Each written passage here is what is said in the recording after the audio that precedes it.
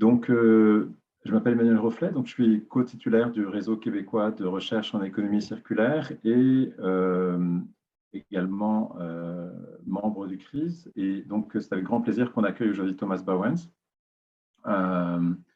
Donc, ce webinaire, en fait, est une initiative conjointe du réseau québécois de recherche en économie circulaire, du CRIS, le Centre de recherche sur l'innovation sociale, et Québec circulaire, la plateforme de diffusion sur l'économie circulaire au Québec, et le pôle E3C, donc environnement, énergie, économie circulaire de HEC Montréal. Le déroulement sera le suivant. Donc, le séminaire sera de maintenant 10h à 11h30. Et puis, dans un premier temps, donc, Valérie Michaud, membre du Centre de recherche sur l'innovation sociale et professeur à l'École supérieure de gestion de l'UQAM, va introduire le séminaire. Et ensuite, Thomas Bauwens, professeur à l'Université d'Utrecht, va faire sa présentation. On aura 45 minutes pour des échanges et discussions. Et puis après, un mot de la fin qui sera de 5 minutes, donc jusqu'à 11h30. Donc, je vais passer la parole maintenant à Valérie Michaud, donc membre du CRIS. Valérie, c'est à toi. Bienvenue à toutes et à tous. Merci, Emmanuel. Bonjour à tous et à toutes. Donc, comme Emmanuel l'a mentionné, je suis Valérie Michaud, professeure. Je m'excuse, il y a du bruit ici. Professeure à l'École des sciences de la gestion de l'UQAM, membre régulier du CRIS et responsable de l'équipe de gestion, de recherche en gestion des entreprises sociales et collectives à l'UQAM. Donc, ça me fait plaisir de vous accueillir. Je sais qu'on est très nombreux et donc, je vous accueille en mon nom personnel, au nom du CRIS et de son directeur, donc Sylvain Lefebvre, qui ne pouvait pas malheureusement être parmi nous. Vous êtes peut-être aussi surprise de me voir parce que ça devait être Margie Mendel. Malheureusement, je la remplace au pied levé, donc vous me pardonnerez la lecture de quelques notes là, d'introduction pour vous souhaiter la bienvenue.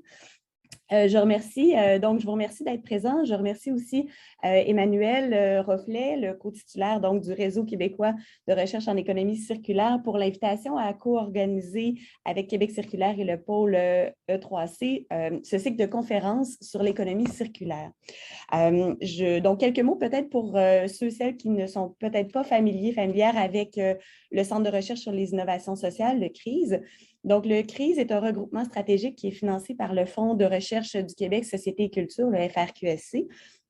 On mène des recherches depuis maintenant 35 ans qui portent sur les innovations et l'innovation sociale dans une perspective de transformation sociale.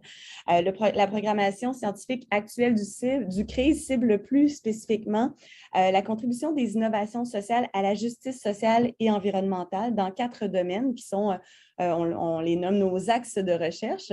Le premier est les politiques et les pratiques sociales. On a un deuxième axe qui se consacre aux territoires et milieux de vie. Le troisième sur les organisations sociales et collectives. Et enfin, un axe travail et emploi. Le CRIS regroupe en fait une cinquantaine de chercheurs et chercheuses réguliers provenant de 10 institutions universitaires du Québec et une cinquantaine de chercheurs et chercheuses associés provenant du Québec et de l'extérieur de la province. À tout ce groupe se greffent plusieurs centaines d'étudiants des cycles supérieurs supervisés par les membres du CRIS. Le CRIS s'associe régulièrement, en fait, avec d'autres organisations du milieu de la recherche, mais aussi avec des partenaires du terrain, afin d'avancer les réflexions et la recherche sur divers sujets liés à sa programmation. Et dans ce contexte-là, il y a un cycle de conférences qui est lancé. Donc, le CRIS partage avec le RQREC le souhait de créer un environnement propice pour appréhender le phénomène et penser le concept de l'économie circulaire en lien avec des notions comme la transition juste, des perspectives comme celle des innovations et des transformations sociales. Enfin, donc, le CRIS est heureux de collaborer avec le réseau de l'organisation par l'organisation d'activités scientifiques comme le webinaire auquel vous participez aujourd'hui, mais également par la participation de 5 de ses membres à titre d'abord de co-titulaire du réseau responsable de l'axe gestion du changement, qui est Emmanuel Rofflet. Mais le CRISE compte aussi différents chercheurs et chercheuses qui sont associés au réseau.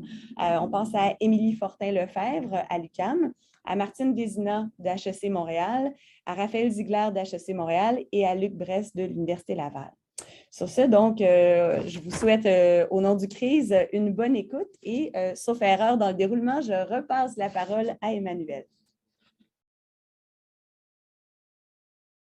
Merci beaucoup, Valérie. Donc, maintenant, je vais laisser la parole directement à Thomas. Donc, juste très brièvement, donc Thomas Bauwens est titulaire d'un doctorat en économie portant sur les coopératives d'énergie renouvelable. Il est actuellement professeur assistant à l'Institut Copernicus du développement durable de l'Université d'Utrecht, où il enseigne et mène des recherches sur des sujets tels que les communautés énergétiques, la transition vers une économie circulaire et l'action collective vers un futur soutenable. Ces travaux ont été publiés dans des revues telles que Ecological Economics, Energy Policy, Nature Energy, Organization and Environment, World Development et Regional Studies. Donc, c'est avec grand plaisir qu'aujourd'hui, nous accueillons Thomas. On est très, très, très honorés de ta présence et de ta participation. Donc voilà, maintenant, Thomas, la parole est à toi. Merci beaucoup. Merci beaucoup à Emmanuel et à Valérie pour cette introduction. Et je suis très heureux d'être ici avec vous pour discuter de ces thèmes. Et je pense qu'il n'y a pas meilleure occasion qu'un Friday pour parler de circularité et de post-croissance.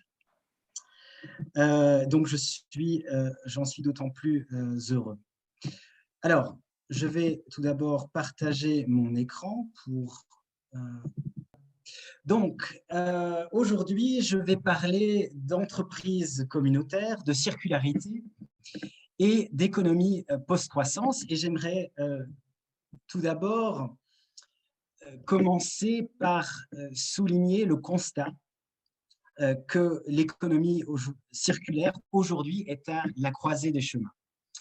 D'un côté, il y a une vision dominante de l'économie circulaire, promue par les grands cabinets de consultance, par les gouvernements comme celui de l'Union européenne, par les grandes entreprises. Et cette vision dominante est essentiellement technocratique et apolitique. Elle présente l'économie circulaire comme la panacée pour permettre une croissance verte, c'est-à-dire un découplage entre la croissance économique et les impacts environnementaux liés aux activités économiques.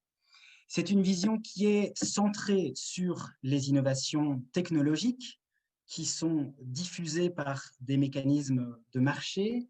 Et dans cette vision, il y a peu de place pour les questions de justice environnementale et de justice sociale, pour les questions de transformation sociopolitique qui seraient requises pour construire une économie véritablement circulaire. Il y a peu de place pour les réflexions sur les modes de propriété et d'échange alternatifs, des modes d'échange différents du marché, par exemple. Il y a peu de place pour toutes ces questions. Et de l'autre côté, il y a aussi un mouvement qui se développe en réaction à cette vision dominante, et notamment au sein de la société civile. Et ce mouvement, il promeut une vision qui fait justement place à ces questions, donc de justice sociale, de justice environnementale. C'est une vision alternative de l'économie circulaire qui, par exemple, met au centre de ses propositions ces modes de propriété et d'échange alternatifs, ces transformations sociopolitiques qui seraient nécessaires pour construire une économie véritablement circulaire. Alors, il est évidemment indispensable d'avoir un débat démocratique, un débat ouvert et transparent sur ces différentes visions, puisqu'elles vont en grande partie déterminer le futur de l'économie circulaire que nous voulons et les voies à emprunter pour construire ce futur.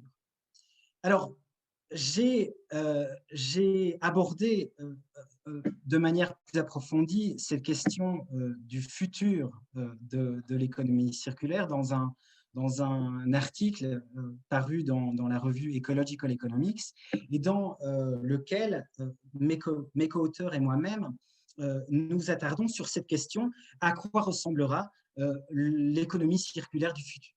Et nous avons construit 4 scénarios pour imaginer ces futurs de l'économie circulaire à partir de 2 dimensions: le degré d'innovation low-tech et high-tech et le degré de gouvernance centralisée ou décentralisée. Alors, j'aimerais passer brièvement en revue ces 4 scénarios.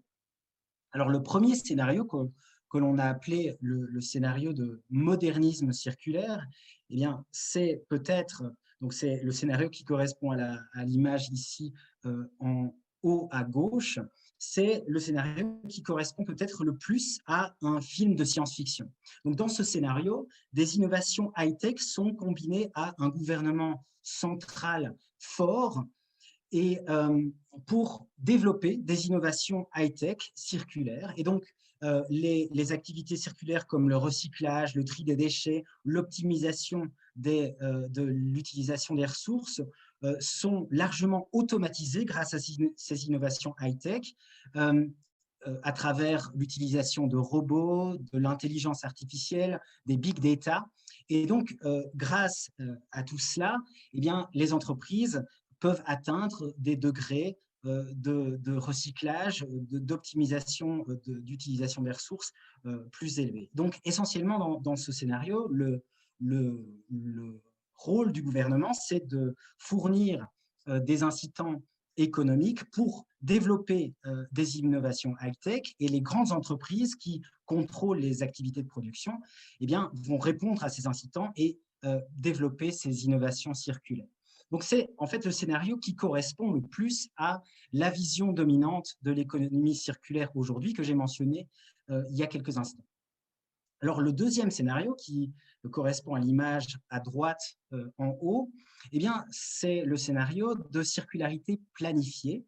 Et c'est un scénario dans lequel, comme le premier scénario, eh bien, il y a un gouvernement central fort, mais contrairement au modernisme circulaire, eh bien, ce scénario ne s'appuie pas sur les mêmes innovations high-tech. Donc, c'est un scénario qui s'appuie plutôt sur des innovations low-tech. C'est une réponse plus autoritaire, en fait, aux défis de l'économie circulaire. Et donc, dans ce scénario, il y a un gouvernement central fort qui planifie, qui contrôle les activités d'économie circulaire. Donc, il faut imaginer, par exemple, des taxes ou des plafonds stricts sur la consommation des ressources. Et donc, on peut prendre l'exemple de la Chine, qui, dans une certaine mesure, illustre certaines caractéristiques de ce scénario avec son approche plus planifiée, plus centralisée de l'économie circulaire.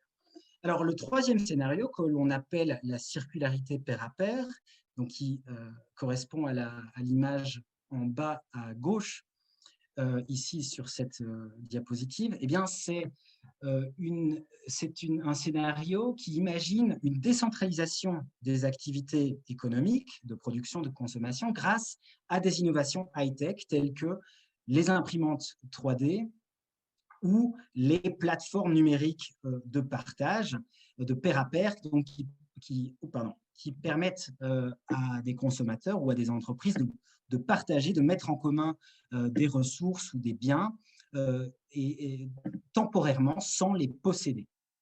Donc, on pourrait imaginer donc une plateforme Airbnb pour littéralement tous les objets. Donc, c'est un scénario qui correspond assez bien à ce qu'on appelle une économie du partage. Et puis, finalement, il y a ce quatrième scénario qui correspond donc à des innovations low-tech et une gouvernance décentralisée. Et donc, dans ce scénario, les innovations sont davantage sociale, comportementale et organisationnelle plutôt que technologique. Et c'est un scénario dans lequel la sobriété volontaire joue un rôle important et dans lequel les activités économiques de production sont décentralisées à l'échelle de communautés locales largement autosuffisantes. Alors, évidemment, ces 4 scénarios ont chacun leur côté positif et leur côté négatif. Il y a des scénarios qui sont également plus probables que d'autres, mais je vais pas aborder ces questions ici. Alors, il ne faut pas non plus voir ces 4 scénarios comme des scénarios mutuellement exclusifs, hein. Il faut plutôt les voir comme des cas extrêmes de continuum de scénarios. En fait, des formes hybrides ou des formes, des combinaisons de ces scénarios sont sans doute plus probables ou voire même plus préférables que des formes pures de ces scénarios. Et si l'on prend par exemple la question de la préférabilité, évidemment c'est une question plus subjective, mais de mon point de vue, si l'on se concentre sur la question de la gouvernance, un scénario préférable serait un scénario qui combinerait un scénario de gouvernance multiniveau, si je peux dire.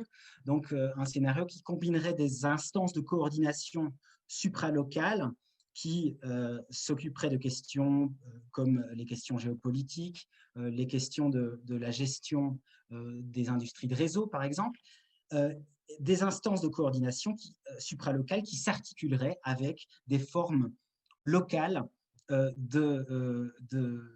d'autoproduction alimentaire et énergétique. Alors, la question de la croissance économique est transversale à tous ces scénarios. Et donc, la question de la croissance économique et plus précisément de la compatibilité de l'économie circulaire, d'une économie véritablement circulaire avec la continuation de la croissance économique. Et c'est cette question que j'ai précisément abordée dans une perspective qui est parue récemment dans la revue Resource Conservation and Recycling, dans laquelle je pose cette question donc, de la compatibilité entre une économie véritablement circulaire et la croissance économique. Et dans cette perspective, je défends la position qu'il existe aujourd'hui par rapport à cette question de la croissance économique, 2 grandes voies possibles. D'une part, persister à tenter de concilier l'économie circulaire avec la croissance économique, ou d'autre part, adopter une approche post-croissance de l'économie circulaire. Et dans cette perspective, je défends que seule la seconde option, donc l'approche post-croissance de l'économie circulaire, est susceptible d'être une option viable. Alors, je définis dans cette perspective une économie et une société post-croissance comme une économie, une société dans laquelle les objectifs macroéconomiques sont réorientés vers une réduction socialement juste de la production et de la consommation d'énergie, des ressources, et vers l'amélioration du bien-être des humains et de non-humains. Alors évidemment, il y a toute une série de questions qui surgissent lorsqu'on aborde ce thème de la post-croissance, des questions macroéconomiques telles que quid des inégalités, de la réduction des inégalités socio-économiques, quid de la question de l'emploi, quid du financement de l'État et de la protection sociale. Comment gérer toutes ces questions dans un contexte d'économie et de société post-croissance? Alors évidemment, toutes ces questions sont pertinentes, mais je ne vais pas les aborder ici. J'aimerais plutôt me concentrer sur le pendant microéconomique, le niveau microéconomique de cette économie et de cette société post-croissance. Parce qu'en fait, dans cette perspective, je souligne également le rôle important que peuvent jouer les entreprises communautaires dans cette économie post-croissance. Et c'est précisément sur cette question du rôle des entreprises communautaires que peuvent dans cette économie post-croissance que j'aimerais aborder ici.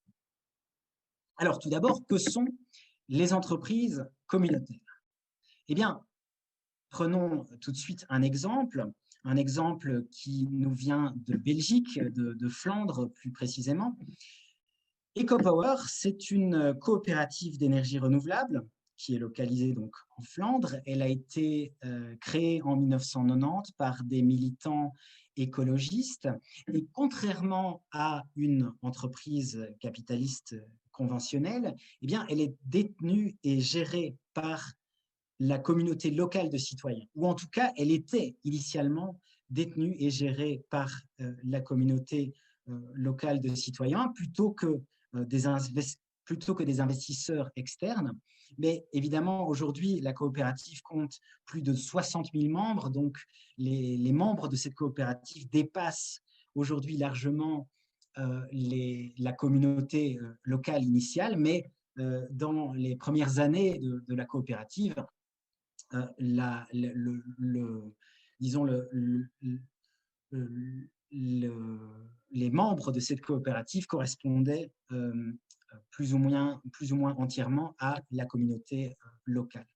Alors, cette coopérative est contrôlée démocratiquement, donc selon la règle une personne, une voix, contrairement à la règle une action, une voix qui prévaut dans les sociétés par action, des sociétés capitalistes conventionnelles. EcoPower a également établi un plafond sur la redistribution individuelle des profits, ce qui indique que la maximisation du profit n'est pas l'objectif primordial de cette organisation. Et aujourd'hui, en fait, il y a plus de 1900 coopératives d'énergie renouvelable en Europe, telles que EcoPower, qui impliquent plus de 1 250 000 citoyens. Et encore, ce chiffre de 1900 coopératives en Europe, il sous-estime le nombre exact de coopératives d'énergie renouvelable en Europe. En fait, ce chiffre, il correspond au nombre de coopératives affiliées à la Fédération européenne de coopératives d'énergie renouvelable, rescope.eu, mais en réalité, toutes les coopératives qui sont actives en Europe ne sont pas toutes affiliées à cette fédération, et donc il y a sans doute beaucoup plus de coopératives d'énergie renouvelable en Europe qui impliquent des millions de citoyens. Alors, EcoPower, c'est un exemple de ce qu'on appelle entreprise communautaire. Donc, entreprises communautaires, ce sont des entreprises qui sont fondées, détenues et contrôlées collectivement par les membres d'une communauté, en particulier d'une communauté géographique. C'est-à-dire que cette communauté, ces personnes partagent un espace géographique particulier, un village, une ville, une région, etc. Alors, ces entreprises poursuivent simultanément des objectifs économiques, sociaux et ou environnementaux et politiques. Donc, économiquement, ces entreprises, en tant qu'entreprises, eh bien, elles poursuivent des activités qui peuvent être exprimées en indicateurs monétaires.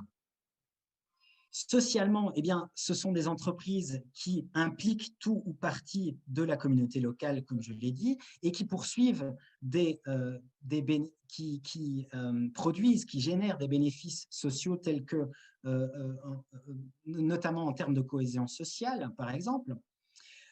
Ce sont des entreprises qui, environnementalement, eh bien, elles peuvent poursuivre des objectifs de protection ou de restauration de l'environnement. Et politiquement, eh bien, une grande partie des activités de ces entreprises consiste à mobiliser la communauté locale en tant que citoyens et à défendre leurs intérêts dans les arènes politiques au niveau local, régional, national, voire supranational.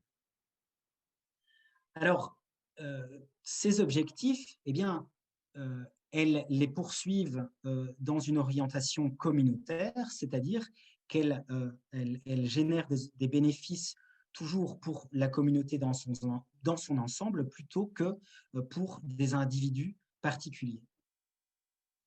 Et enfin, on peut préciser peut-être la relation des entreprises communautaires avec les entreprises sociales. En fait, les entreprises communautaires peuvent être considérées comme une forme particulière d'entreprise sociale, puisque elles, tout comme les entreprises sociales, eh bien, les entreprises communautaires poursuivent des objectifs sociétaux au-delà de la maximisation du profit, au-delà d'objectifs purement économiques. Mais toutes les entreprises sociales ne sont pas des entreprises communautaires dans le sens où toutes les entreprises sociales n'ont pas comme fondation sociale une communauté locale.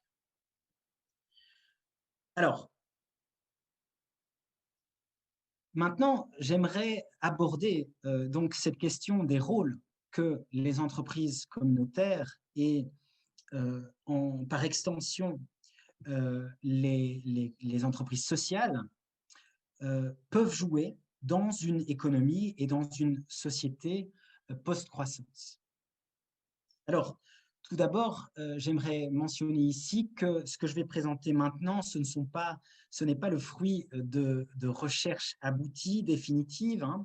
Ce sont plutôt des pistes de recherche que que je suis en train d'explorer et que j'aimerais explorer à l'avenir, mais qui sont néanmoins fondées sur des illustrations et des données empiriques qui sont partiellement tirées d'un rapport de l'OCDE auquel j'ai contribué avec ma collègue Julie Reipens, qui porte précisément sur ce sujet, donc sur le sujet de la contribution de l'économie sociale, des organisations d'économie sociale et des entreprises sociales à l'économie circulaire. Alors, un premier rôle que je pense, qui je pense est fondamental et que peuvent jouer les entreprises communautaires et sociales dans une économie et une société post-croissance et dans une circularité post-croissance, eh bien, c'est la construction d'une circularité juste. À travers leurs activités, les entreprises communautaires, les entreprises sociales poursuivent des objectifs sociaux, notamment en termes de cohésion sociale et d'autres objectifs sociaux, et par là même contribuent à la construction d'une économie circulaire socialement juste.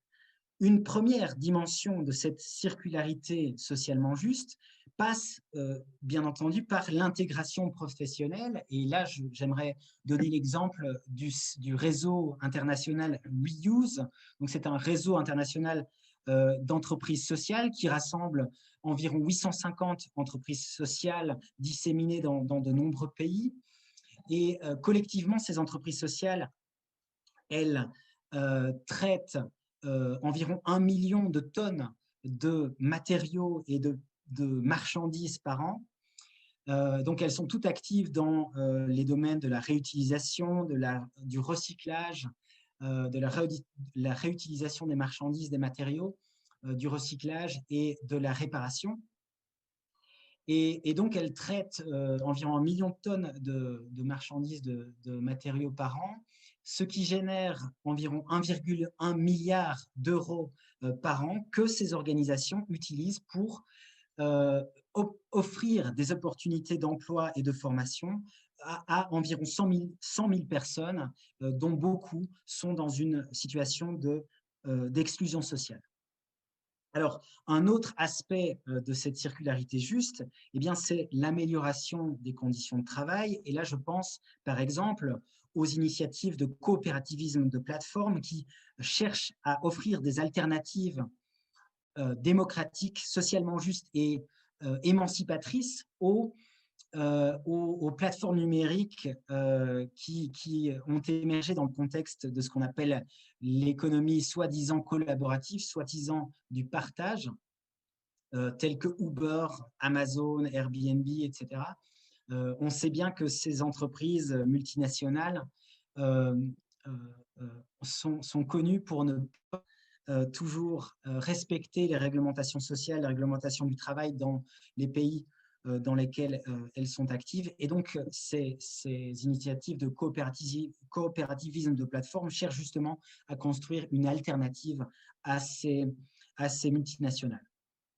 Alors, une troisième dimension de cette circularité juste, eh bien, c'est de garantir l'accessibilité des biens et services circulaires à tous les groupes sociaux et en particulier aux plus marginalisés. Et donc là, je pense par exemple aux Repair Café, qui sont des initiatives locales et citoyennes dans lesquelles des volontaires participent gratuitement à la réparation de divers objets. Donc c'est un moyen tout à fait gratuit d'accéder à des services de réparation d'objets en tout genre. Je peux aussi citer l'exemple de Solace House, qui est une entreprise sociale polonaise qui garantit l'accessibilité à l'habitat circulaire à des groupes marginalisés.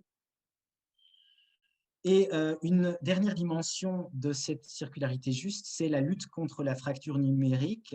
Et là, j'aimerais citer l'exemple de Digital Inclusion, qui est une association sans but lucratif luxembourgeoise qui offre des appareils numériques tels que ordinateurs portables, smartphones, etc., à des réfugiés et à d'autres profils marginalisés. Alors, un deuxième grand rôle que peuvent jouer les entreprises communautaires, les entreprises sociales dans une circularité post-croissance, eh bien, c'est en favorisant la coopération dans les chaînes de valeur circulaire. Alors, on sait bien aujourd'hui que le manque de culture collaborative, de culture coopérative parmi les acteurs commerciaux conventionnels dans les chaînes de valeur est une barrière importante à la diffusion plus grande de pratiques circulaires. Et grâce à leur modèle de gestion transparent, grâce à leur culture de coopération et de confiance, les entreprises communautaires et les entreprises sociales, justement, ont le potentiel de jouer un rôle d'orchestrateur des chaînes de valeur circulaires. Alors, qu'est-ce que ça veut dire? Ça veut dire qu'elles peuvent intégrer et connecter différentes parties prenantes pour identifier et réaliser des opportunités de meilleure utilisation des ressources dans les chaînes de valeur, tout en créant des avantages pour toutes les parties concernées. Alors, je vais donner un exemple directement pour mieux comprendre cela. Donc, c'est l'exemple de la coopérative néerlandaise Intelligent Food, qui est active dans la réduction du gaspillage alimentaire. Et donc, Intelligent Food, qu'est-ce qu'elle fait? Eh bien, elle connecte différents acteurs. D'une part, des acteurs qui ont à disposition des ressources alimentaires en surplus, et d'autre part, des acteurs qui peuvent utiliser ces ressources. Donc, concrètement, la coopérative produit des cookies en utilisant des surplus de pâtes qui proviennent d'un producteur de biscuits, et elle les produit grâce à l'aide d'un boulanger qui met à disposition son temps de travail. Et donc, tant le producteur de pâtes que le boulanger sont membres de la coopérative, et au lieu d'investir financièrement dans cette coopérative, ils investissent en nature, donc soit en apportant des matières premières, soit en apportant du temps de travail. Et en fait, ils sont rémunérés économiquement en fonction de la contribution qu'ils apportent à la coopérative. Alors, un autre exemple, c'est l'exemple de la Sonian Wood Coop, qui est une coopérative dont la mission est de relocaliser la transformation du bois de la forêt de Soignes, qui est une forêt aux alentours de Bruxelles. La Sonian Wood Coop, en fait, donc, au lieu d'exporter le bois en Asie ou dans d'autres coins du monde, la coopérative coopère avec des partenaires commerciaux et non commerciaux le long de la chaîne de valeur du bois pour s'assurer que les différentes étapes de cette chaîne de valeur soient aussi locales, aussi environnementalement soutenables et aussi socialement juste que possible. Donc, c'est un autre exemple dans lequel une coopérative joue ce rôle d'orchestrateur de chaîne de valeur circulaire. Alors, un autre rôle essentiel que peuvent jouer les entreprises communautaires et les entreprises sociales dans cette circularité post-croissance, c'est ce rôle de démarchandisation des ressources. C'est-à-dire qu'en démarchandisant les biens et services qu'elles offrent, elles soustraient partiellement ces biens et services au mécanisme du marché, en vendant, par exemple, ces biens et services pour leur valeur d'usage plutôt que pour leur valeur d'échange. Et donc, ce faisant, ces entreprises ne considèrent pas les ressources qu'elles fournissent comme de simples marchandises, mais plutôt comme des biens communs, c'est-à-dire des ressources partagées qui sont inclusives, démocratiquement gérées et pour et par les communautés. Et donc là, j'ai déjà cité les Repair Café qui n'impliquent aucune transaction marchande. Je pourrais également parler des coopératives agraires dont la mission est de racheter des terres agricoles ou bien même des terrains bâtis, des immeubles, pour les soustraire à la logique de spéculation foncière. Et dans le cas des coopératives agraires, par exemple, de les mettre à disposition à des agriculteurs qui sont actifs qui sont porteurs de projets agroécologiques. Et donc, par exemple, il y a la coopérative Terre en Vue en Belgique qui fait précisément cela. Donc, elle facilite l'accès à la terre à des agriculteurs actifs dans l'agroécologie en rachetant ces terres et en les gérant collectivement. Et finalement, un dernier rôle que j'aimerais souligner et que peuvent jouer ces entreprises communautaires, ces entreprises sociales dans une circularité post-croissance, c'est en encourageant la sobriété. Alors, j'ai déjà parlé d'EcoPower, mais en fait, il y a de nombreuses coopératives d'énergie renouvelable qui ne sont pas seulement actives dans la production d'énergie renouvelable, mais qui également encouragent activement leurs membres à réduire la consommation d'énergie. Et donc, je peux par exemple citer la coopérative Copeos, qui est une coopérative belge active dans la biomasse et qui développe des projets d'efficacité énergétique et qui est également active dans la sensibilisation à la réduction d'énergie, donc soit à travers des mesures d'efficacité énergétique, soit par la modification de comportements de consommation. Et un autre exemple, c'est beaucoup de magasins de seconde main et donc ces entreprises sociales qui sont actives dans la réutilisation, la réparation, l'entretien des objets et des produits.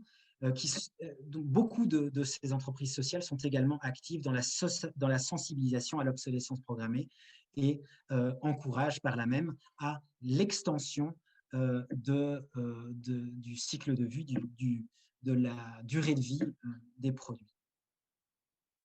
Alors, bien entendu, même si aujourd'hui il y a un mouvement qui se développe, même si ces entreprises communautaires, ces entreprises sociales sont de plus en plus présentes dans de nombreux secteurs de nos sociétés, eh bien, il faut reconnaître qu'elles sont toujours minoritaires par rapport aux acteurs capitalistes conventionnels. Et donc, un défi, et le défi, je pense, principal à mes yeux, que font face ces entreprises communautaires, ces organisations, eh bien, c'est comment amplifier leur impact sociétal, comment amplifier cet impact social et environnemental au-delà des communautés locales dans lesquelles elles sont encastrées. Et à partir de cette question, eh bien, il y a d'autres questions qui surgissent. Comment, par exemple, amplifier cet impact tout en préservant leurs caractéristiques organisationnelles distinctives, telles que la gestion démocratique, la gestion et la propriété démocratique, telles que la poursuite d'objectifs extra-économiques, la primauté d'objectifs sociaux et environnementaux par rapport aux objectifs économiques, l'encastrement dans des communautés locales. Donc, comment gérer cette tension entre la préservation de ces valeurs communautaires et de ces caractéristiques organisationnelles distinctives, tout en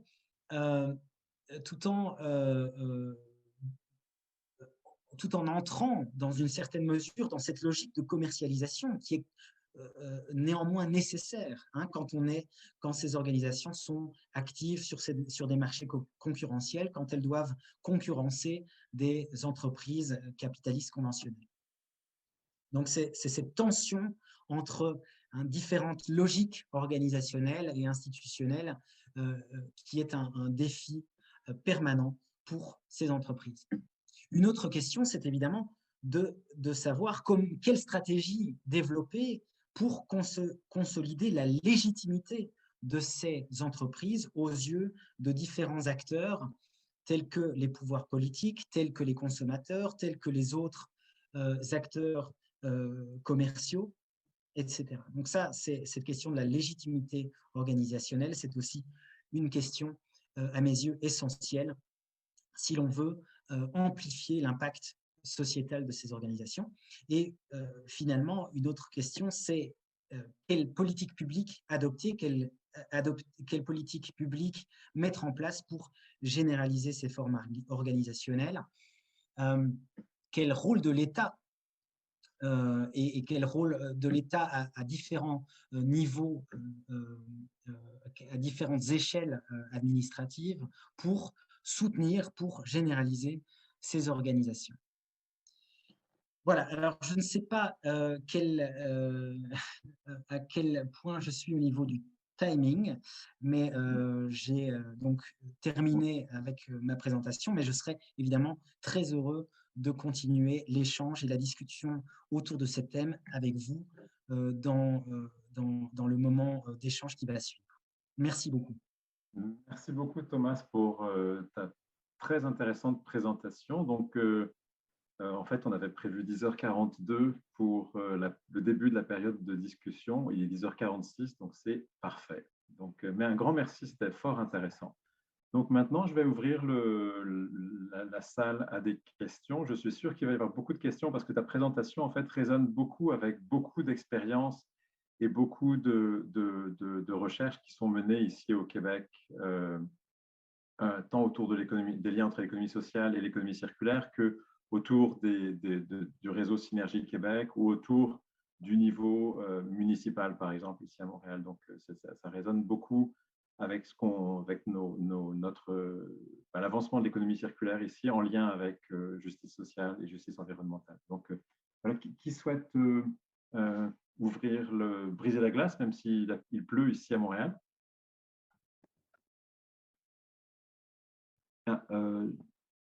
J'ai Jean-François.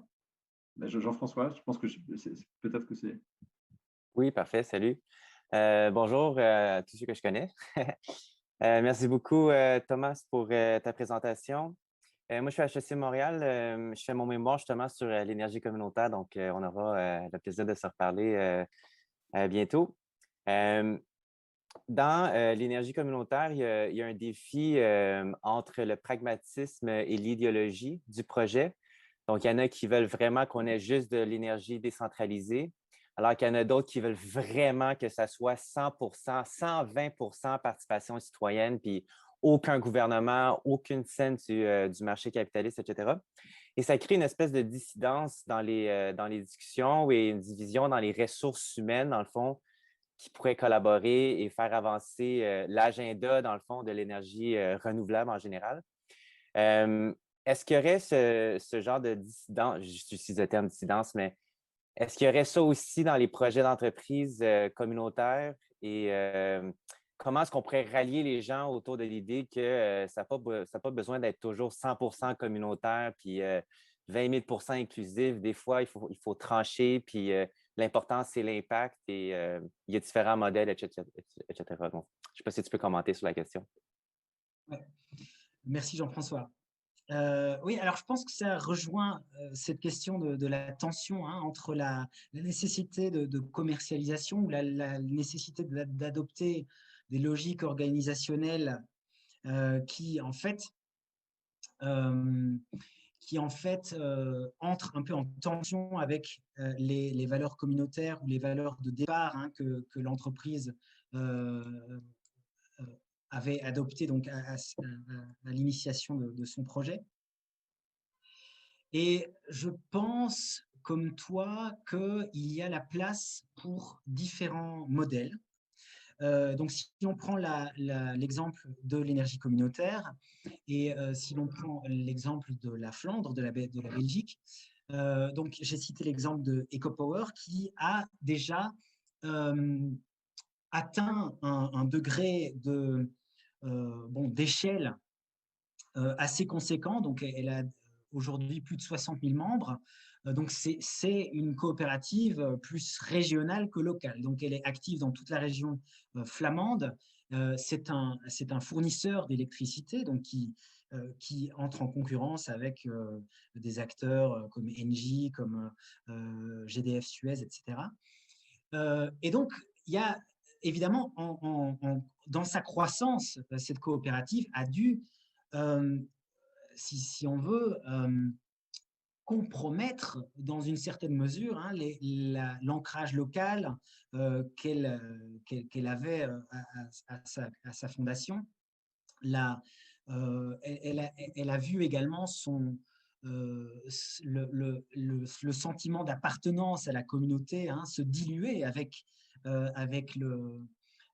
l'arrivée de nouveaux membres qui ne partagent pas finalement les valeurs communautaires de départ et qui sont plus intéressés, par exemple, par le prix intéressant de l'électricité que propose cette coopérative. Et donc, il y a cette tension à gérer dans la croissance, dans la croissance de ces organisations. Mais bon, c'est pas non plus une multinationale, c'est gérable, jusqu'à un certain point, c'est gérable. Et je pense que, en fait, une diversité de modèles, c'est bénéfique parce que EcoPower a maintenant une expertise, par exemple dans le développement de projets d'énergie renouvelable, et là un capital, donc elle a un capital d'expertise, mais aussi financier. Elle a une structure financière solide et ça permet à EcoPower d'aider des coopératives émergentes, des coopératives, des structures beaucoup plus locales, beaucoup plus petites. Et donc, il y a une espèce de partage de responsabilités entre les coopératives et c'est tout à fait intéressant d'étudier en fait ces collaborations, ces coopérations interorganisationnelles qui s'établissent entre les différentes coopératives d'énergie renouvelable au niveau de la Flandre. Et donc, on s'aperçoit qu'il y a une place pour cette diversité de modèles et cette diversité d'échelles, en fait. Donc, je pense que si on garde en tête cette diversité de modèles, eh bien, je pense qu'on a plus facile à gérer cette tension. En fait. Merci beaucoup. Merci beaucoup, Thomas. Pardon, je vais passer la parole à Raphaël. Merci, Thomas. Vraiment intéressant. Par rapport aux dernières discussions, je crois que c'est aussi intéressant qu'il y a cette émergence des réseautages et des fédérations comme la grande fédération des coop énergétiques en Europe qui est intéressant pour cette question de Jean-François. Mais ce que je voulais te demander, c'est donc si on parle de transition écologique ou juste, on sait donc on a besoin de l'innovation et de tous ces bels exemples, et en même temps on a besoin de quelque chose comme ex-novation, donc sortir des certaines pratiques qu'on ne veut plus avoir. Et donc je me demanderais si dans ton recherche en Flandre ou en Europe, tu as aussi trouvé des cas problématiques où peut-être des entreprises communautaires vont être heurtées ou vont être les victimes des transitions, et c'est pourquoi ils ne veulent pas avoir une transition. Et donc, j'aimerais juste pour avoir une perspective un peu symétrique, comment tu vois cette question. Alors, merci Raphaël. Alors, quand tu parles de victimes d'une transition, que veux-tu dire exactement? Par exemple, si on parle de coop, insertion, recyclage, et on dit on va sortir des filières pétrole, mais évidemment, il dépend qu'il y a toute cette plastique qui est produite pour le recyclage. Donc, est-ce qu'ils vont perdre leur business model? Ça, c'est juste que maintenant une invention, mais je peux imaginer que beaucoup de ces modèles sont dépendants à l'économie existante. Donc, c'est pour toi, ils ne vont pas forcément être le gagnant de ça. Non. Ça, c'était la question. Est-ce que ça, c'est plus clair? Oui, c'est plus clair. Merci. Alors, fort heureusement ou fort malheureusement, il y a encore une marge très grande avant que ces modèles ne perdent en pertinence.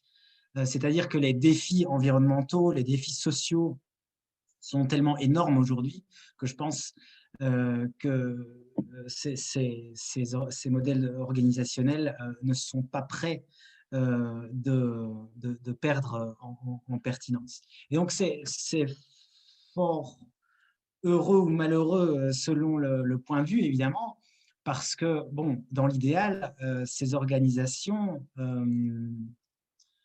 oui, bon, je pense même que si la transition vers une économie post-croissance ou une économie parfaitement soutenable surviendrait, eh bien, il y aurait quand même un rôle. Il faudrait quand même que ces activités de recyclage et de réparation, d'entretien de l'existant, en fait, eh bien, se fassent. Et donc, ces entreprises auraient toute leur place dans cet état de choses. Donc, non, je ne craindrais pas ce risque, en tout cas pour le moment. Merci beaucoup, Thomas. Donc, il y a une question aussi de la part de Simon. Donc, Simon, c'est à vous. Oui. Merci beaucoup, Emmanuel. Bonjour, Thomas. Simon Maire, je travaille au Centre d'économie sociale et c'est Fred qui avait relayé l'info. Donc, bonjour. J'ai vraiment apprécié ta présentation. En fait, j'ai deux questions. La première, je n'étais pas très attentif au moment où tu as discuté de ta définition de la post-croissance. Et j'aimerais bien juste que tu la répètes pour un peu intégrer la vision que tu as par rapport à cette définition post-croissance. Je pense que tu faisais référence justement à cette idée de macroéconomique. Tu pourras y répondre. Et la deuxième, en fait, je suis particulièrement intéressé par ta dernière slide où tu parlais justement des stratégies à mettre en place pour légitimer l'action des entreprises communautaires, des entreprises sociales. Moi, dans le cadre de mon doctorat actuellement, je suis principalement orienté sur les ODD comme levier de légitimation de certaines actions et risque aussi pour les entreprises sociales de voir leurs spécificités se fondre dans ce cadre global. Et je voulais un peu savoir si toi, tu avais un avis au regard justement de cette intégration des ODD par rapport aux entreprises sociales, donc les SDGs, ou alors si tu percevais ça comme un risque pour les entreprises sociales au niveau de leur stratégie de légitimation. Voilà, merci. Merci Simon, et donc je suis heureux de voir que les membres du Centre d'économie sociale de Liège soient présents. Alors, pour répondre à ta première question, donc la définition que je donne de l'économie société post-croissance, qui en fait repose sur beaucoup de travaux antérieurs sur la décroissance, sur la post-croissance. Donc, je la définis comme une économie dans laquelle les objectifs macroéconomiques sont réorientés vers une réduction socialement juste de la production et de la consommation des ressources et vers une amélioration du bien-être pour les humains et non-humains. Donc ça, c'est la définition que j'en donne. Et pour répondre à ta deuxième question, donc qui est en fait l'interaction entre les entreprises communautaires, entreprises sociales et SDGs, c'est ça? Oui. Alors, Au niveau des stratégies de légitimation en fait, du mouvement, quoi. Ouais, alors je n'ai pas réfléchi à cette question particulière donc de comment ces organisations pourraient utiliser les EDD comme stratégie de légitimation. Ça peut être une question intéressante. C'est peut-être ce à quoi tu t'intéresses dans ta recherche. Bon, moi, je ne suis pas personnellement je suis pas un fan des EDD dans le sens où il pourrait être beaucoup plus ambitieux, donc dans le sens où ça participe un peu de cette vision apolitique et de cette vision un peu c'est-à-dire win-win de l'écologie et de la soutenabilité environnementale et sociale. Donc moi, je serais plus en faveur d'une approche plus radicale ou plus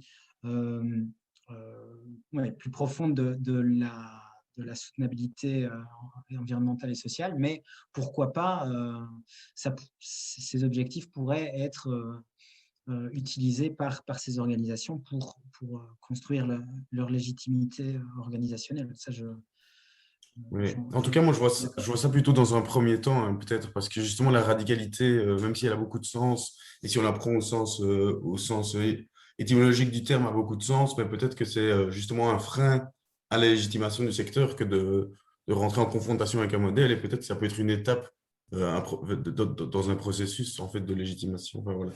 Mais si tu ouais, non, voilà, je voyais ce mot bien sûr. qui ressortait dans tes slides, et je me demandais si tu avais des travaux justement sur cette légitimité des entreprises communautaires et sociales. C'est une question que j'aimerais approfondir à l'avenir. Donc, c'est en effet quelque chose qui m'intéresse beaucoup. Et oui, donc on pourra en reparler peut-être plus tard aussi pour échanger sur ces thèmes. Très bien, merci en tout cas. Merci Simon. Merci beaucoup Simon, merci beaucoup Thomas.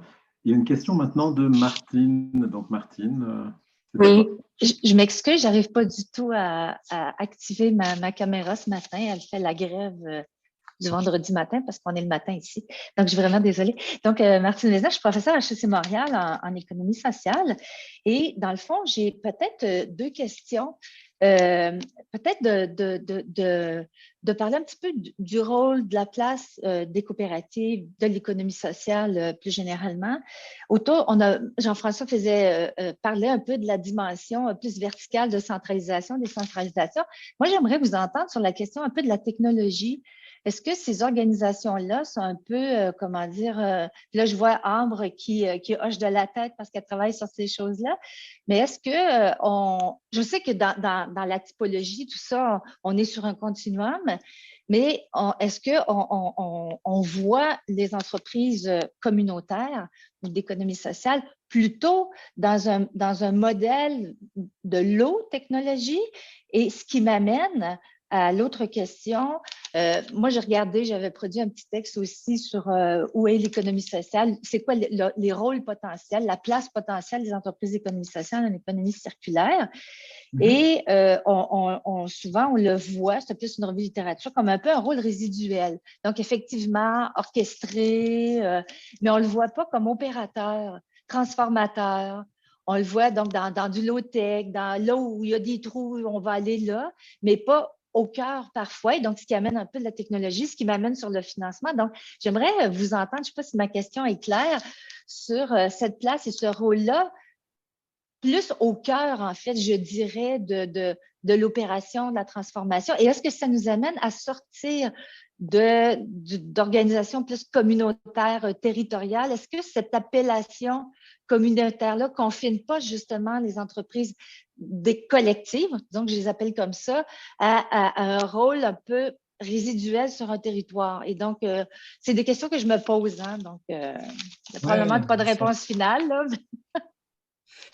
Non, merci beaucoup, Martine, pour votre question. Et je pense qu'elle est tout à fait pertinente, cette question de la technologie, du rôle de la technologie, à la fois pour répondre aux défis de l'économie circulaire.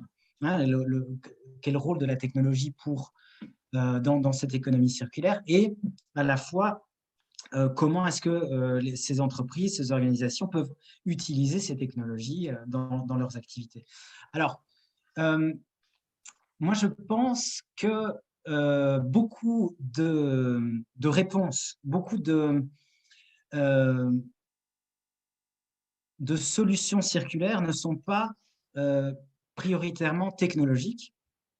C'est-à-dire, par exemple, si on prend la question de la pollution plastique, bien entendu, il y a l'approche high-tech qui est, par exemple, d'utiliser le recyclage chimique pour dégrader le plastique en monomère, hein, donc dégrader les polymères en monomère, et puis de pouvoir réutiliser ces monomères pour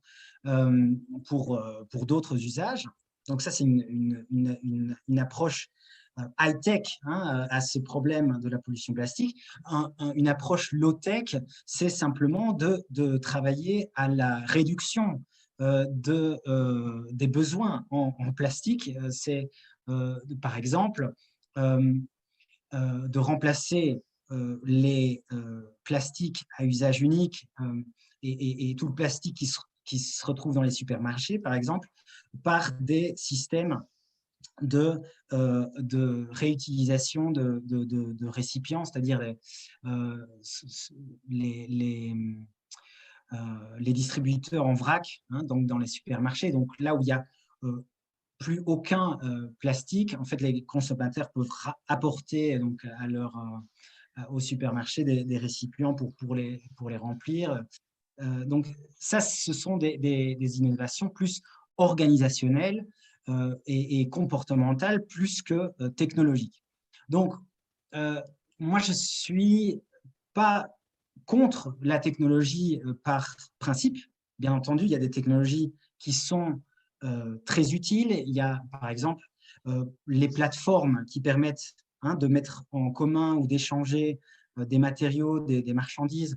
Je pense que c'est très utile et c'est pas forcément très énergivore, mais je pense que les technologies, il y a ce problème d'effet rebond, hein, par exemple. Donc, c'est l'effet rebond qui est lié à l'augmentation de la consommation des ressources après l'introduction d'une technologie qui, hein, donc, les gains d'efficacité sont plus que compensés par une consommation accrue de ressources, et bien souvent c'est ce qui eh bien, survient en fait. Hein. Par exemple, on a conçu des voitures de plus en plus efficaces, efficientes en termes de consommation d'essence, mais c'est pas pour ça que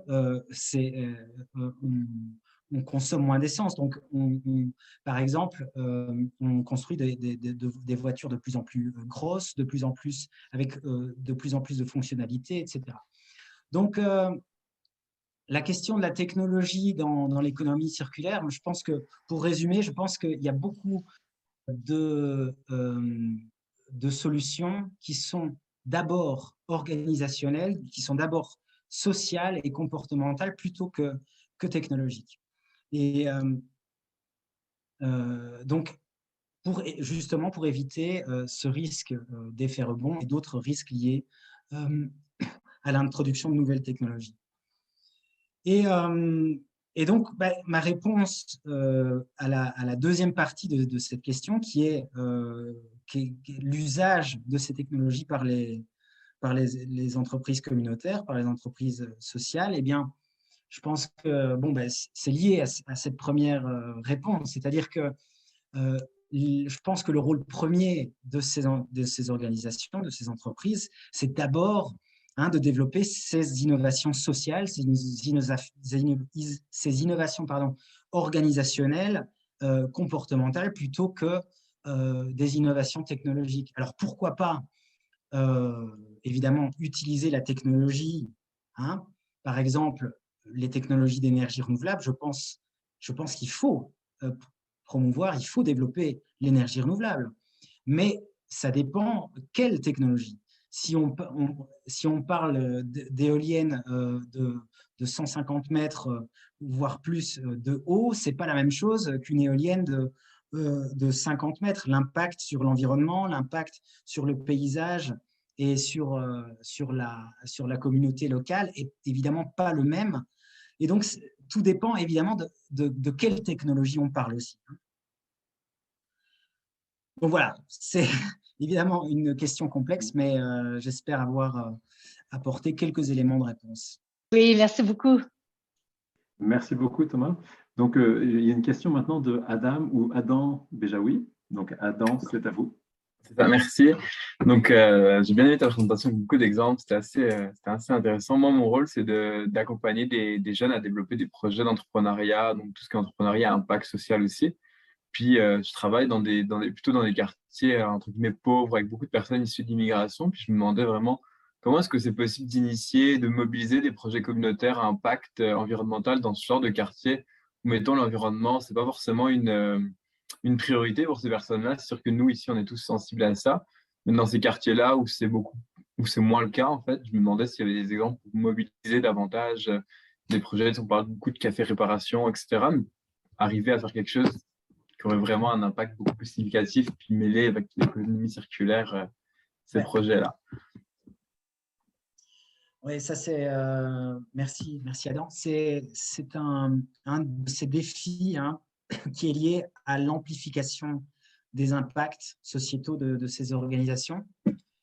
Et une des barrières à cette amplification, c'est justement l'homogénéité des réseaux sociaux.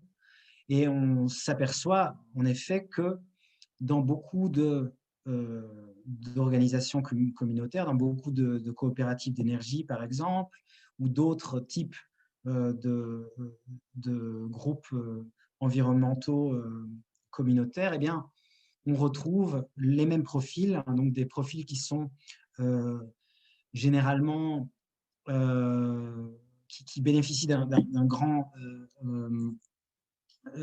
d'un niveau d'éducation élevé, qui sont plutôt en termes d'âge, qui sont plutôt âgés, qui bénéficient d'un niveau de revenus relativement confortable. Et donc, en effet, un des défis de cette amplification, eh bien, c'est lié à créer des ponts, créer des liens avec d'autres groupes sociaux, d'autres communautés qui ne sont pas forcément incluses aujourd'hui dans ce type d'initiative. Et donc, je pense que là, c'est aussi une question à laquelle je m'intéresse beaucoup et que j'aimerais développer à l'avenir, par exemple, en mobilisant ce qu'on appelle les network science, donc en mobilisant en fait les réseaux sociaux et les personnes dans ces réseaux sociaux qui jouent ce rôle de pont, de lien entre différentes communautés. Et je pense que ces personnes-là sont cruciales pour inclure des groupes sociaux autres que ceux qui sont déjà qui participent déjà. Et donc, c'est pour ça que je travaille notamment avec des sociologues des réseaux sur cette question, savoir comment mobiliser ces personnes clés dans les réseaux sociaux pour pouvoir mobiliser d'autres groupes sociaux, d'autres profils. Alors, bon, c'est pas évidemment une règle. Voilà, il y a aussi des entreprises communautaires, des entreprises sociales qui travaillent directement avec des profils, des groupes plus marginalisés, hein, comme je l'ai dit dans la présentation. Donc, ce n'est pas non plus une règle qui prévaut dans chaque cas, hein. Voilà, c'est ce que je peux répondre à ce niveau-là. Merci Merci. beaucoup. Merci beaucoup. Donc là, il y a une question. Je vais aller maintenant faire un petit tour dans le chat. Donc, il y a une question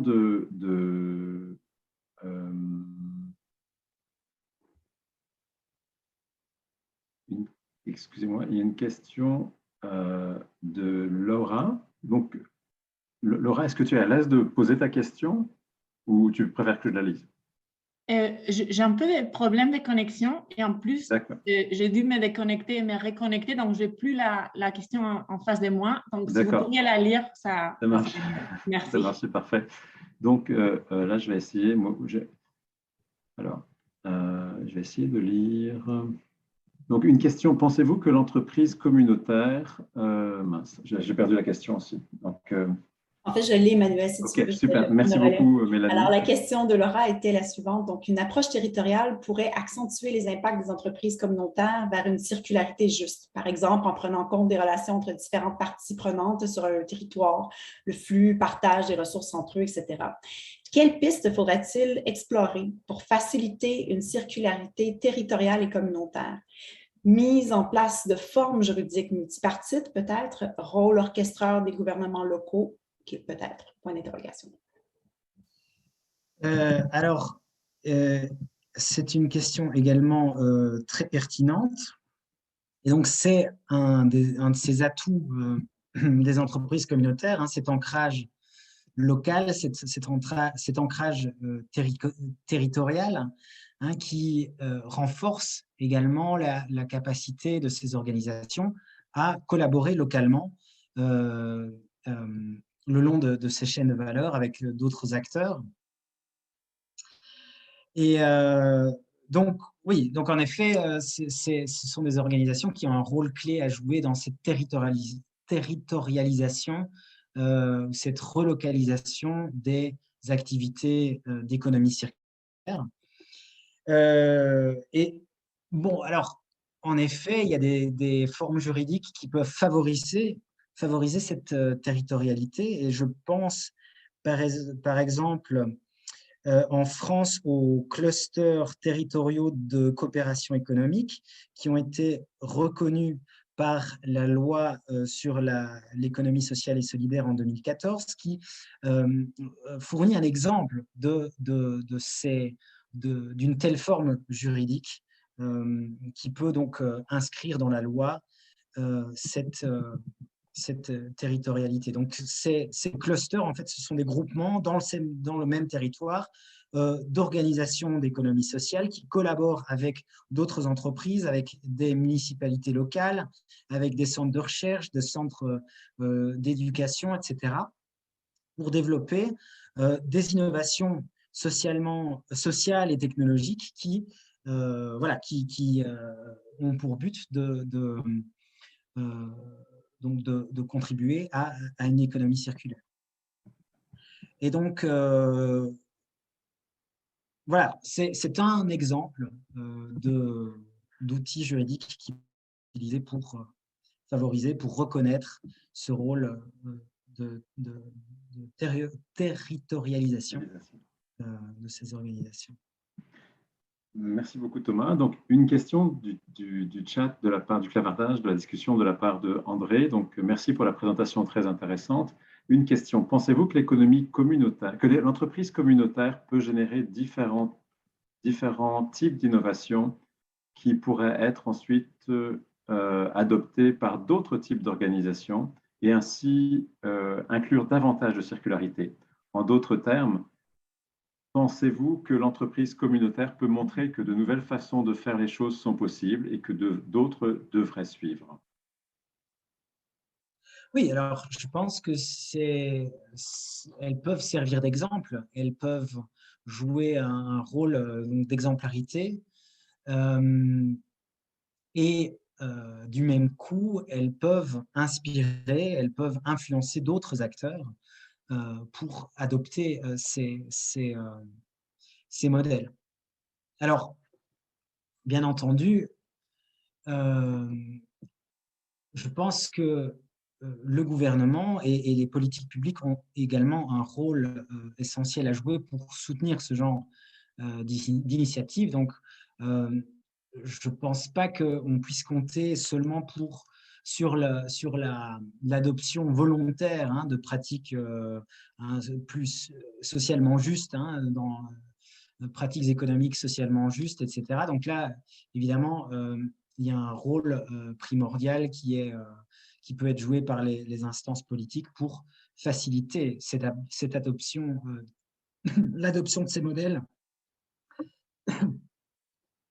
la généralisation, excusez-moi, de ces modèles dans l'économie. Merci beaucoup, Thomas. Il y a une question aussi de la part de... tu peux prendre un verre d'eau. Ouais. Et donc, une question de la part de Valérie. Donc, Valérie, si tu veux. Oui, mais en fait, il y avait Ambre qui était avant moi, puis qui semble avoir levé et baissé la main. Veux-tu y aller avant moi, Ambre? Tu étais là avant. Bonjour, merci beaucoup pour la présentation. En fait, j'hésitais à poser ma question parce que j'ai loupé le début de votre présentation, Thomas. J'avais un conflit d'horaire ce matin, c'est pour ça. Mais juste pour rebondir sur ce qu'avait disait Martine sur la technologie, j'aurais une question peut-être un peu plus parce qu'on tente de réfléchir à ça. Et pensez-vous que toute technologie se prête à une organisation démocratique? C'est-à-dire, est-ce que vous pensez il peut y avoir parfois, avec l'usage de certaines technologies qui sont plus complexes, en fait, que l'usage de ces technologies en fait implique de fait des organisations plus hiérarchiques et qui ne se prêtent pas forcément à des organisations comme on en a comme les entreprises d'économie sociale, par exemple. Donc, quel serait pour vous le critère ou la grosseur de... Est-ce qu'il y a une limite à ne pas dépasser finalement dans l'usage de ces techniques, une taille limite qui permet justement à l'organisation de rester démocratique et qu'à partir d'une certaine taille, quand elle devient trop grosse, ben là, elle risque finalement de devenir hiérarchique avec des experts et voilà, une concentration du pouvoir en fait entre les mains des experts. Merci Ambre. Donc tout à fait. Donc c'est une réflexion qui prolonge la question de Martine sur le rôle des technologies. C'est une réflexion qui en fait rejoint les travaux, par exemple, d'Ivan Illich sur les outils conviviaux, les travaux sur les technologies appropriées, donc appropriate technologies de Ernst Schumacher, l'auteur de Small is Beautiful dans les années 70. Donc, c'est une réflexion de Jacques Ellul, qui rejoint aussi les travaux de Jacques Ellul, donc les travaux critiques sur le rôle de la technologie dans les sociétés modernes, etc. Donc, c'est une réflexion qui est évidemment pas d'aujourd'hui et qui est toujours tout à fait d'actualité, évidemment. Et bien entendu, toutes les technologies, comme je l'ai déjà mentionné en réponse à Martine, eh bien, toutes les technologies ne se valent pas donc en termes de pratiques démocratiques, en termes de possibilités pour des citoyens lambda de s'approprier ces technologies. Donc là, si on prend l'exemple d'une centrale nucléaire, c'est typiquement l'exemple d'une technologie qui n'est pas qui ne favorise pas la gestion démocratique, transparente de la technologie. Donc, je ne veux pas rentrer dans un débat sur l'énergie nucléaire ici, mais c'est simplement que, voilà, bien entendu, certaines technologies vont impliquer des modèles de gestion plus ou moins démocratiques, plus ou moins participatifs, et donc elles vont faciliter plus ou moins donc l'appropriation de ces technologies par les entreprises communautaires. Donc, j'ai aussi mentionné l'exemple des éoliennes. Donc, il y a une différence énorme entre une éolienne de 150 mètres de long ou bien l'éolien offshore qui est techniquement plus complexe, qui ne facilite pas non plus une appropriation citoyenne, quoique en Belgique, maintenant, il y a des projets donc, de participation citoyenne dans l'éolien offshore qui se mettent en place. Et donc voilà, donc, en effet, donc, je ne pense pas qu'il faille être par principe contre ou pour les innovations technologiques. Tout dépend de quelle technologie il s'agit. Et ça me fait penser aussi à un article que je viens de publier avec mes co-auteurs, donc Paola Velasco et Martine Callisto-Friand, sur le développement de l'industrie éolienne au Mexique, donc dans l'isthme de Tehuantepec, dans les territoires de communautés indigènes. Et donc, on avance dans cet article le concept de technologie pluriversal, pluriversal technologies. Et donc, c'est aussi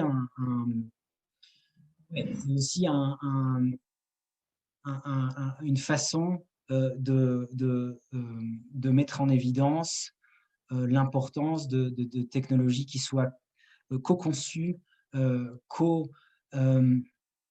co-gérées et détenues par les communautés locales dans lesquelles elles sont encastrées. Donc voilà, c'est évidemment une question très intéressante et cruciale pour ce genre d'organisation.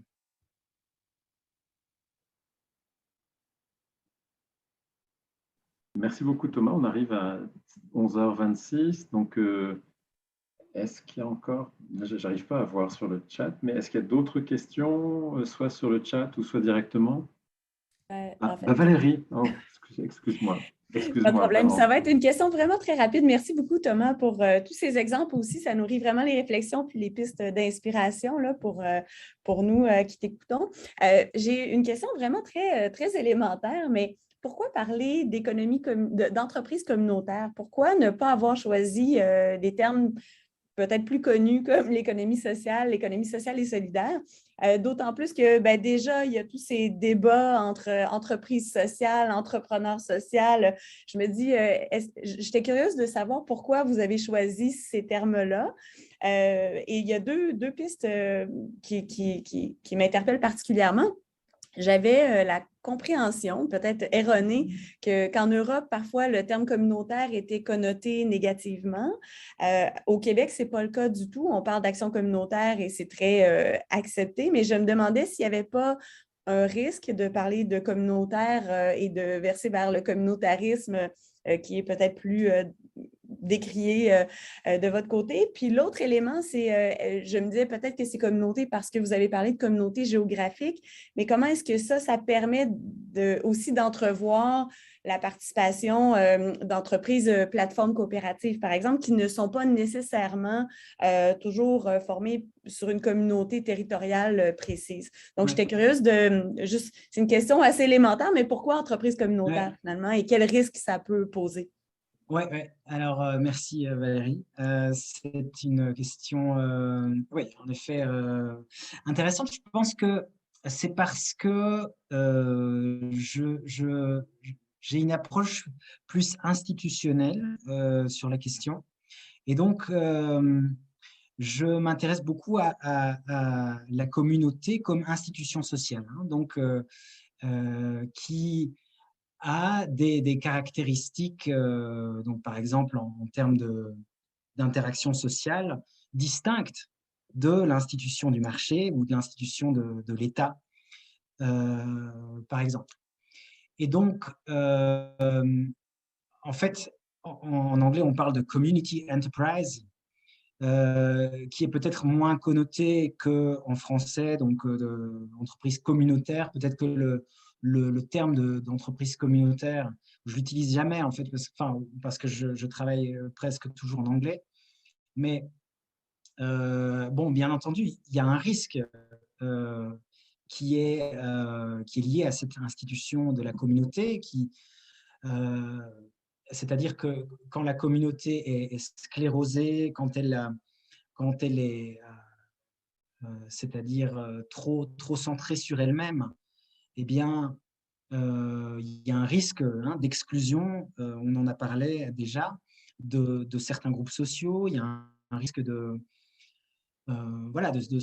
sclérose, disons.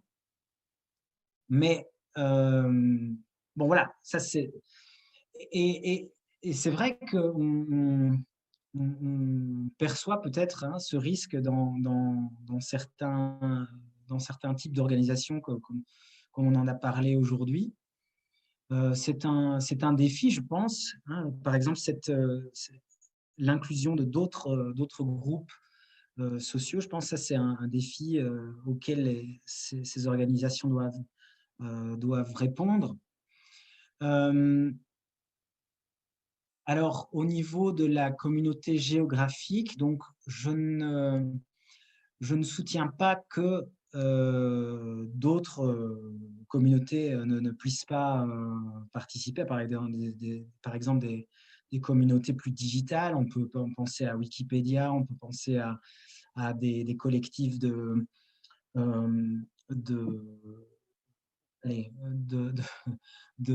software open source, etc. Bon, voilà, c'est un autre type de communauté qui a toute sa place dans la réflexion. Moi, dans mes recherches, je me focalise surtout sur les communautés plus déterminées par la géographie, comme les communautés d'énergie renouvelable, etc., les hypercafés, etc., qui sont beaucoup plus ancrés géographiquement.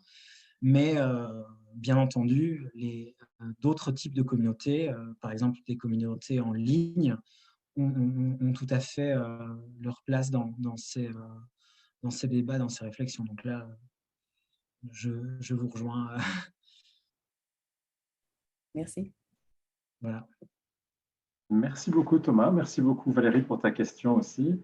Donc, j'aimerais juste vous remercier toutes et tous pour votre participation aujourd'hui. Et puis, particulièrement, j'aimerais remercier Thomas pour sa très intéressante présentation et puis pour aussi les réponses très précises aux questions. Donc, j'aimerais tous et toutes vous remercier pour votre participation aujourd'hui. On était une bonne quarantaine, cinquantaine, donc c'était fort intéressant. Et puis, à très bientôt. Bon vendredi à toutes et tous, et puis on reste en contact. Merci beaucoup. Et à bientôt, j'espère.